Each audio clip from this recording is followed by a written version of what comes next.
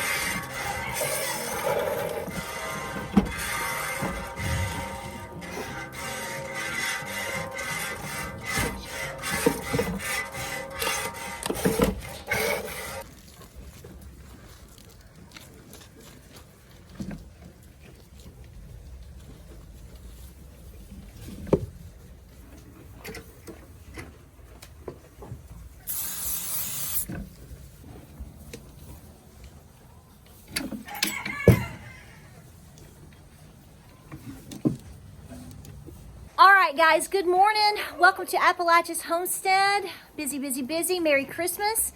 So we are doing all of our barn chores this morning, and I'm trying to briefly talk you through and walk you through a few things that we do every day, or things that are developing or changing here on the farm. And I quickly showed you some footage from milking Miss Salt. So I'm in my little milking stanchion. It's outdoors. It's just covered like this. So this is where I am currently milking. Works pretty good. It separates her from most of the other goats. I do have a few babies that run around in here, and a mom or two that come in to nurse and whatever. We've been trying to keep the mamas and the babies separate as possible till the babies are at least around 12 weeks old. That's when they start weaning, or they're going to be coming off of their bottles. It's allowing them to, get a little bit bigger and to be able to bond with the herd. My main concern is that they're going to get stepped on or pushed out. We've never had any aggression. There's no aggression towards the babies or anything like that. But you never know, so we're trying to protect them.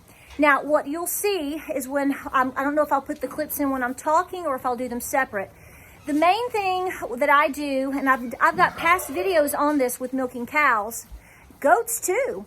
But the main thing is this: you got to try your best to make sure that you are taking care of your goat as much as possible with good hay, good feed, clean water every day. You also want to make sure that you are trying to provide them minerals daily or several times a week. I don't put blocks out. I don't like them. I think they're a waste of money. For my farm, they are. They may work for your homestead, and if they do, that's great. Okay, whatever works for you. But I try to, several times a week, put out my mineral mix. I put kelp and DE in with my mineral mix. Just a little bit of DE, but kelp for sure. I'm a big kelp. I like to provide kelp for as much as I can for my critters on my farm. Kelp is very expensive. A 50-pound bag now. The last time I bought some, I bought a couple so I would have it, stocked up because I was afraid I wouldn't get it for a while. I believe it was like $74 a bag. So you just, I just mix it in there, but I think it does help them. Now, in addition to that, you want to make sure that you are keeping your goat as clean as possible. Clearly, with it being warm outside or above freezing, like today, we're going to be sunny and 63 degrees. We've been battling since Halloween time when we had all these babies, a lot of below freezing temperatures. So that makes it a little bit tricky, especially when you're trying to milk. So I have to clean my milk stand today. I want you to look, well, you might see it. This has got to be completely scrubbed off today, okay? It's going to be 63 and sunny. We're in the shade as well. We're covered up. So the point that I'm making here is it needs to be pretty warm. But I don't want to put anything down on that because I don't want her to slip and fall. So the main thing that I do is I bring my milking pail up, and I also bring up a container, one of those containers I have marked, that I put hot water in it, because by the time you get up here and start to milk, it's cooled down some, so it's warm to really warm.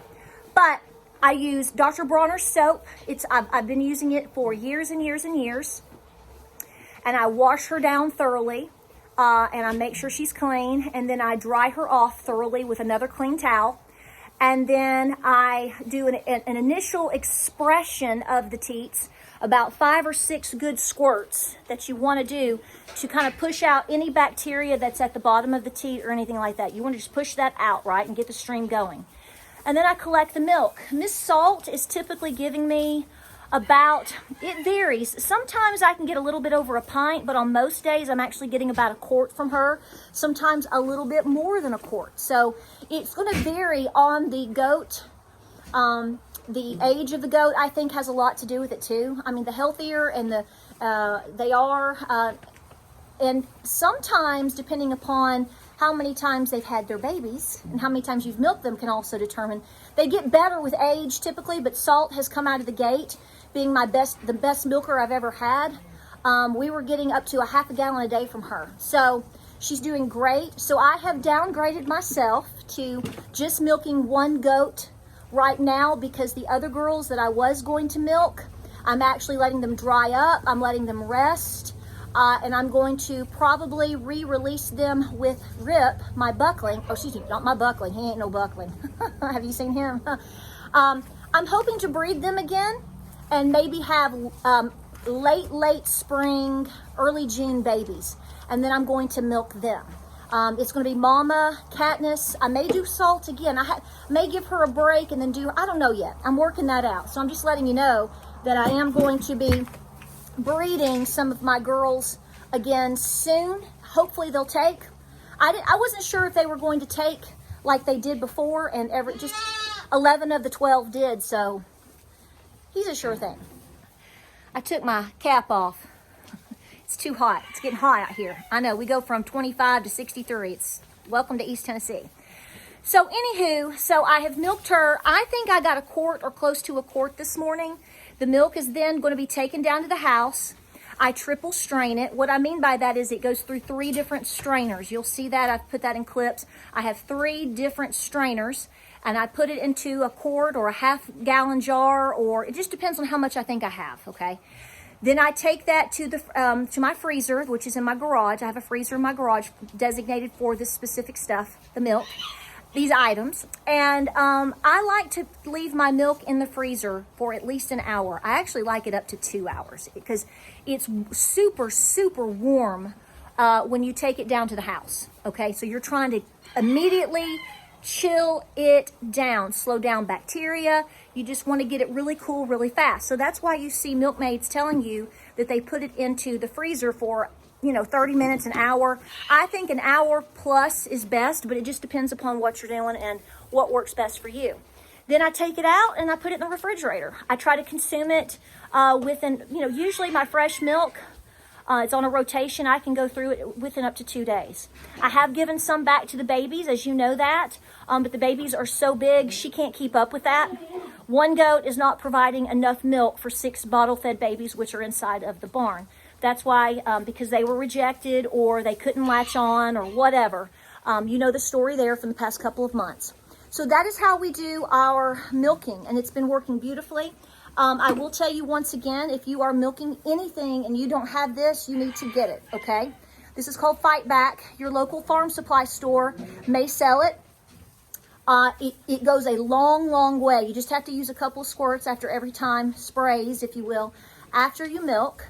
And every time I've used it, or been using it, I've never had a problem with mastitis. Okay, ever since we started using it. Now, I did lose my dairy cow, my oldest dairy cow, a little over a year ago. She was not bred. She was not in milk. None of these things at that time. So, you know, we were not milking her and using Fight Back. But she got injured. She had an injured teat, developed mastitis. 2 vet visits later, unfortunately, we have her buried out in the field. So that's a whole separate scenario of mastitis. She developed mastitis due to a teat injury. So you can refer back to my past videos on that. It was very sad. And we miss Miss Bell. She was very important to us and our farm. That's who I learned everything from. How to milk and how to take care of dairy animals was basically from Miss Bell. But anyway, so this is what I want to tell you to get. I think it's very important for you to have. It's very useful. And like I said, I only have to, you know, I go through a couple a year, depending on how much I'm milking, but it's worth the money.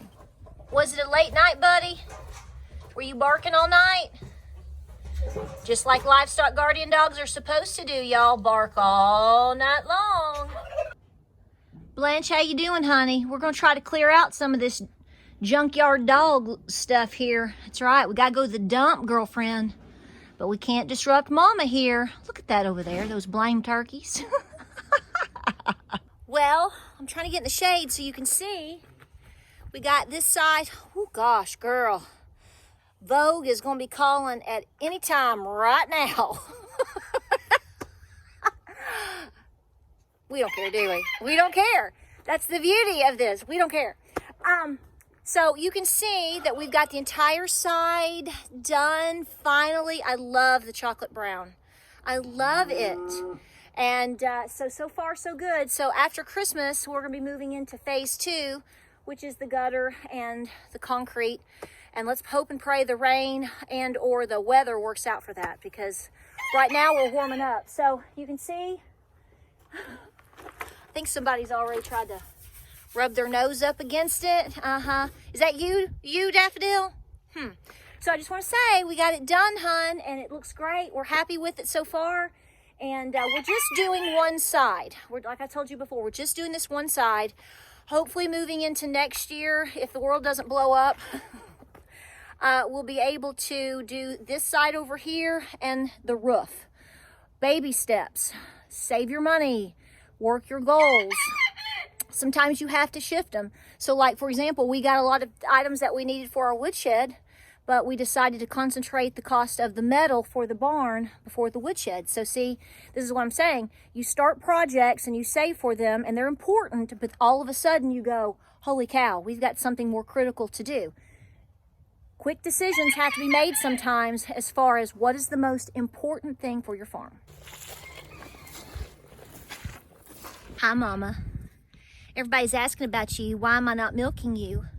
Did you tell them? I said, we've talked about this, but new folks don't know. So some of you have been asking why I am not milking my cows. The reason I'm not milking my cows is because they were not bred to be milked. Let me turn around.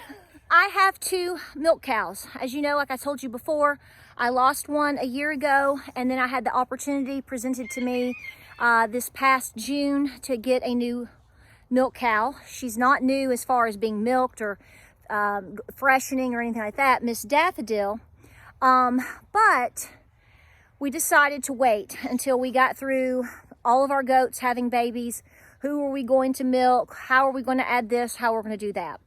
I do want to breed them and milk them. I haven't made a decision of whether we're going to bring the bull on the property or do the AI. I just sort of put that on the back burner. Okay, so that's why. I mean, if I've had 2 cows to milk and 20 goats to milk, that's all I would be doing all day. And there's nothing wrong with that, but that's just not what we need to be doing at this time. And I made the decision to not. Now, I will tell you, I think she's in milk because last night I've noticed her bag has maintained a good size. And I think one of the other cows is nipping off of her. Now, I don't want to open up a situation either to where I try to milk her, it doesn't work out, and then she could form mastitis. But, you know, at the same time, they can form mastitis anyway. So I'm just holding off on the cows. I'm letting them have, you know, good food and good hay. Miss Daffodil needed to put on a little bit of weight. I've told you that before in the past. I felt like we needed to kind of beef her up, get her used to the farm. And she's done that. We think she's very, very happy. So we will move into this year with hopefully milking one of the cows. As you know, that doesn't happen overnight. In order for a cow to freshen and, you know, throw a calf, she has to be bred, and then you're going to wait about 8 months, okay? You're going to be waiting in that ballpark range of time to even get a calf. And there's no guarantees on that anyway. So it's always a gamble. So if you're not used to milking anything and you want to learn, I will honestly tell you starting out with a goat is probably a better decision. I didn't do that, but here was my bonus. I lived next to 2 farmers, an old dairy farmer and a meat cow farmer. And so they helped us tremendously, taught me how to milk and do all the things that I'm doing, helped me kind of break my new cow in because Miss Bell had never been milked before when we had her years ago. So I had someone there hands-on to help me. If you don't have that, the last thing you need is to have your face broken in by a cow, like I have already done that before too, and get a goat. They are much easier to handle. It's a quicker milking session. No, I do not use any equipment other than the 2 hands that God gave me. So I try to be very particular on what we're doing and when. You do what works best for you. Some people like me start off with cows and don't have a problem at all. It depends on the cow. It depends on your farm and situation. But in general, I would recommend a dairy goat. We have Nubians. That works for us, but there are other breeds that you can try out. So I also want to say in this video that we have started really opening up all of our boxes and presents and all the different things that we are getting from you guys. And we just want to say thank you, thank you, thank you. I got a beautiful native doll. We got a beautiful large plaque that someone made. It looks like the American flag with Tennessee on it. It's beautiful, beautiful, beautiful. Corn husk angel that I think I showed my last video.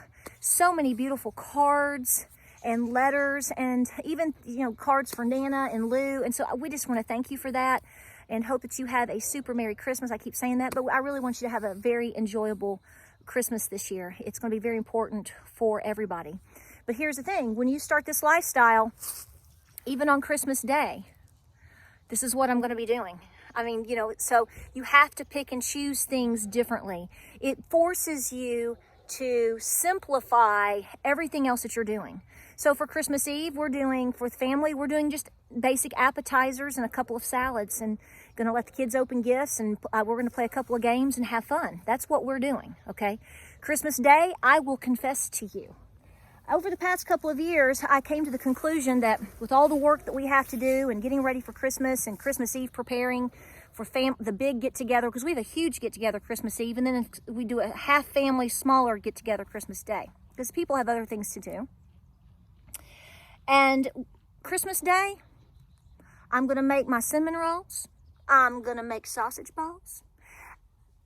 I'm going to clean my farm up and do my barn stuff and milk and do all that. And then later in the afternoon, you know what I'm going to do? I'm going to tell you right now. It's called Costco Christmas, baby. I bought 2 frozen lasagnas. I did. I'm going to go get a few salad things today. Because I tried to wait till late as possible. Hi, Ginger. And some rolls and a couple desserts and eat a few appetizer leftovers, and we're going to relax. We're going to be thankful for our time together and that we can do that. And I'm going to try to kick my feet up a little bit. You know, my grandmothers in the past would cook and cook and cook and cook and cook. Now, I will say this. At that time in my life, they weren't necessarily on a farm. They had gardens and different things like that, but their joy was cooking, cooking, cooking. They weren't milking anything, collecting eggs or anything like that at that time. They were just cooking.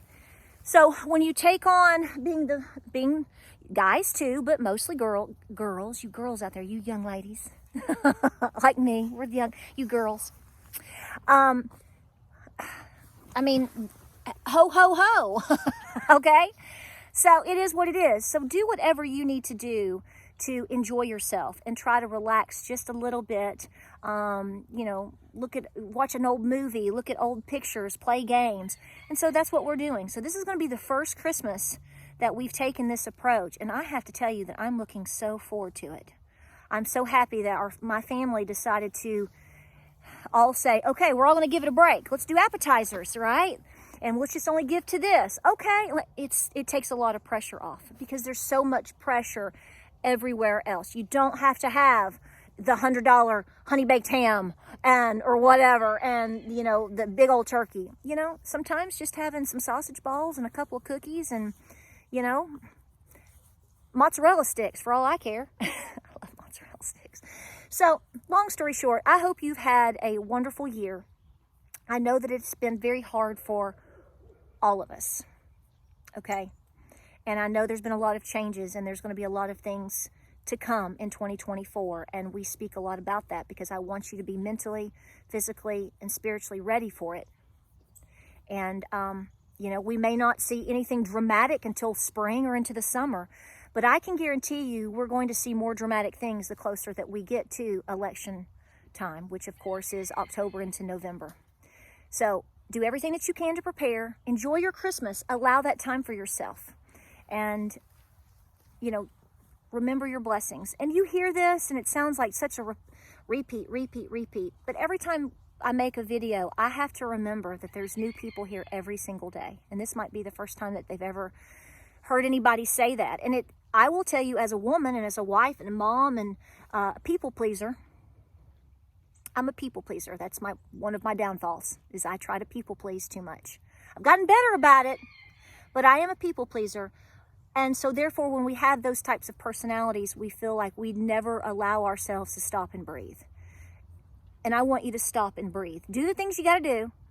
But if you take a day or two or three and you sort of sit back and take a nap, or you relax a little bit, or eat an extra cookie, and you just sit with a pad and paper and write out your plans and your goals that you are going to meet for 2024 very soon for your preparations, then do so.